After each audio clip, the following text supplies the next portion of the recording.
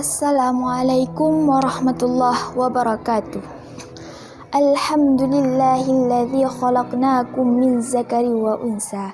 Salatu wassalamu ala sayyidinal Mustafa wa ala alihi wa sahbihi zawil huda wat tuqa. Amma ba'du. Sahabat Dai Milenial dimanapun anda berada, Indonesia merupakan negara kesatuan yang penuh dengan keberagaman.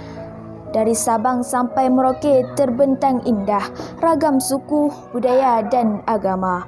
Dalam keberagaman tersebut, masyarakat yang mampu menjaga persatuan dan kesatuan, membina toleransi dan kerukunan antar umat beragama dengan semboyan Bhinneka Tunggal Ika.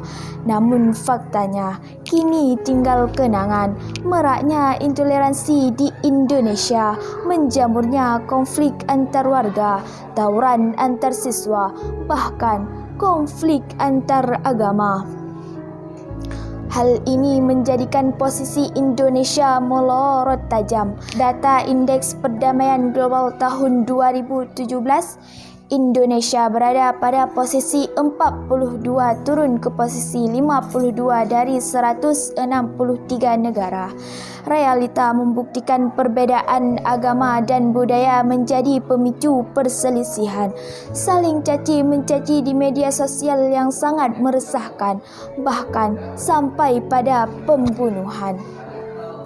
Allah Subhanahu wa taala berfirman dalam kitab suci Al-Qur'anul Karim surah Al-Hujurat ayat 13 yang berbunyi, A'udzu billahi minasyaitonir rajim. Bismillahirrahmanirrahim. Ya ayyuhan nasu inna khalaqnakum min zakarin wa untha وَجَعَلْنَاكُمْ شُعُوبًا وَقَبَائِلَ لِتَعَارَفُوا إِنَّ أَكْرَمَكُمْ عِندَ اللَّهِ أَتْقَاكُمْ إِنَّ اللَّهَ عَلِيمٌ خَبِيرٌ.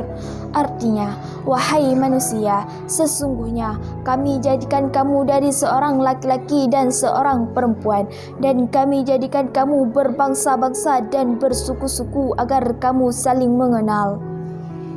Sungguh, yang paling mulia di antara kamu di sisi Allah ialah orang yang paling bertakwa.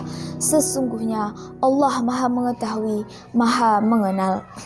Sahabat Dai Milenial dimanapun anda berada, mari kita samakan langkah, padukan arah tujuan, wujudkan toleransi dalam keberagaman, jauhkan perpecahan dan pembunuhan. Karena Indonesia satu nusa, satu bangsa, satu bahasa, beragam warna, tetap satu jiwa. Sejalan dengan hal tersebut, Rasul bersabda dalam hadis yang diriwayatkan oleh Imam Muslim, Al-jama'atu rahmatun wal furqatu azabun. Bersatu itu menjadi rahmat, perpecahan mendatangkan azab. Karena itu hadirin, untuk membangun bangsa ini menjadi lebih baik, syarat utamanya adalah persatuan dan kesatuan harus ada dalam genggaman. Meski di tengah multikultural bangsa, cuplikan kisah pergusuran, penghancuran rumah ibadah dan penindasan menjadi memori kelam kepada kita. Betapa kurangnya persatuan dan kesatuan, tak bersaudara dan tak ingin bersama. Diawali dengan penggusuran masjid di Tuban, penyerangan terhadap ulama di Lamongan, perusakan gereja Santa Lidwina Sleman, dua tingkah brutal terhadap tokoh Islam, persekusi biksu di Tangerang, ancaman bom di Karawang, pura di Lumajang dirusak orang tak dikenal. Dengan demikian hadirin, dari pidato saya tadi, dua hal sebagai konklusinya. Pertama, persatuan dan kesatuan adalah kunci utama untuk menjaga keutuhan bangsa.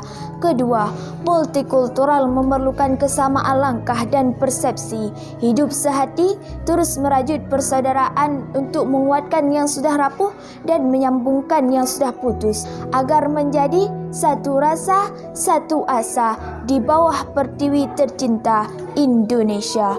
Wallahul muwaffiq ila aqwamit thariq. Wassalamualaikum warahmatullahi wabarakatuh.